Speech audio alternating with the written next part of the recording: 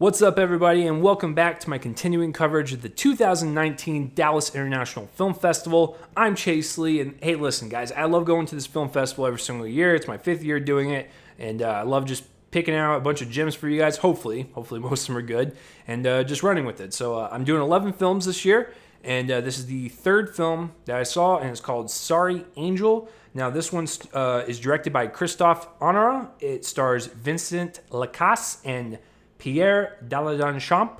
I tried my best. So it is a film from France.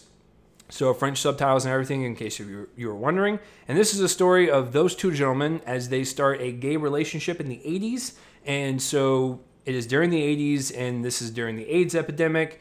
And so that does kind of factor into the storyline because one of them does eventually get sick from AIDS. I won't tell you whether he survives or not, but that's kind of the crux of the story and their relationship.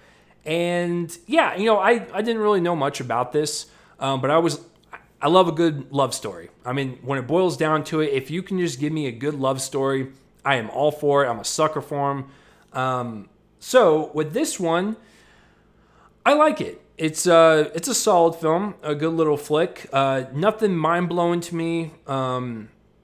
If we're talking about like LGBTQ romance movies with like Call Me by Your Name or like Moonlight, it doesn't reach like impeccable levels for me, but it's still a good enough movie to where I would recommend it if you do like these types of movies. And so, to break it down a little bit, it's a very simple movie, but it's got a lot going for it.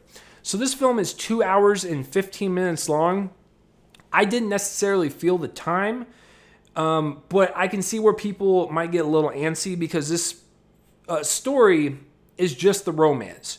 There's honestly nothing much happening beyond that. Like, there's a couple of people that are in their lives. Maybe some of them do get struck by AIDS, or maybe some of them interact with them. But, like, it's mainly about these two and just kind of being comfortable with their sexuality in this time period because one of them may or may not have a kid. And so they're struggling with their identity, and they're struggling with the possibility that AIDS is out there and you never know when it's going to happen. And so that's what I really like about it. It's a slice of life of these two gentlemen just discovering not only themselves, but discovering their love for each other. So it's a film that aimlessly wanders throughout, scene to scene to scene. Time jumps a couple times, but I still got a sense of, this city life, the grounded, feel of this film. It never felt like it was, anything, a fantasy. Like, it always felt like just a genuine, just real human story. The city has a lot of personality to it. These characters have a lot of personality to them. It's definitely it's a French film for sure. Everyone's either drinking wine or smoking in every single scene. But that's also awesome because it has like this really kind of like French attitude. But I like that because it feels like we're just watching these two people, run around Paris for 2 hours, in their journey. And I really appreciate that. It was beautiful to look at. The actual love between these two people were beautiful. It was just a nice little movie. Now, at some points, it could get devastating for one of the characters, but there was still kind of this optimism and this beauty that they both shared, and something they will always kind of cherish. And so I kind of look at the optimism a little bit.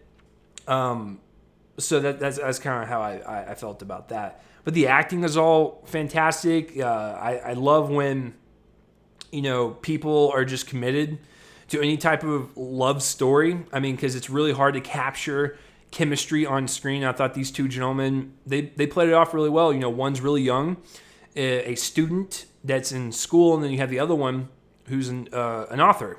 And I believe he was in his 30s in the movie, and the student was obviously in his 20s. So it was definitely a Call Me by Your Name situation where you had a older gentleman fall in love with a younger gentleman. And there's really nothing more to say. It's just a nice love story that has some really great performances, a really natural feel to it. It doesn't feel long. It feels just right. I would not advise you to watch it super late at night because I did feel a little drowsy, but that's only because it was late at night and I was, at the film festival. But that is a testament, though, to where I only nodded off for like 10 seconds and I woke back up. But I mean, that it kept my attention. I was all into it. So yeah, good little movie. I'm gonna give Sorry Angel a B. So if you like love stories, or if you specifically like gay love stories, I think people would really appreciate this one. It's I wish more films like this would get advertised and people would know about it. I didn't know about it, but I'm glad that I have this platform here to tell you guys about good movies when I do see them, and this was definitely a good one. So what did you guys think of Sorry Angel, or have you even heard of it? Comment in that place right below my face to let me know. And I guess tune in next time for my continuing coverage of the 2019 Dallas International Film Festival. I'll see you guys next time.